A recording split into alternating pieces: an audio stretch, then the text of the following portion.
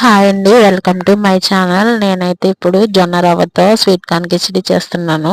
ముందుగా స్టవ్ వెలిగించి ప్యాన్ పెట్టి ఆయిల్ అది ఏమి వేయకుండా ఒక కప్పు జొన్న రవ్వ అయితే వేసి బాగా ఫ్రై చేయాలండి.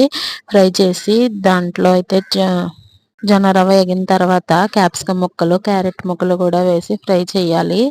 మనకి దాంట్లో ఉల్లిపాయ ముక్కలు కూడా వేసుకోవచ్చండి. తగినన్ని నీళ్ళు వేసి ఉడకనివ్వాలండి. ఉడికిన తర్వాత దాంట్లో తగినంత ఉప్పు, కొంచెం మిరియాల పొడి, ఒక గుప్పుడు స్వీట్ కార్న్ కూడా వేసి ఉడకాలండి. ఉడికిన తర్వాత లాస్ట్లో మిరియాల పొడి, నిమ్మకాయ రసం వేస్తే పిండి సర్వ్ చేసుకోవాలండి. నేనైతే బీన్స్ కర్రీతో సర్వ్ చేసుకున్నాను. మీకు ఏది నచ్చితే అది దాంతో అయితే సర్వ్ చేసుకోండి. ఇది వెయిట్ లాస్ కూడా బాగా యూస్ అవుద్దండి.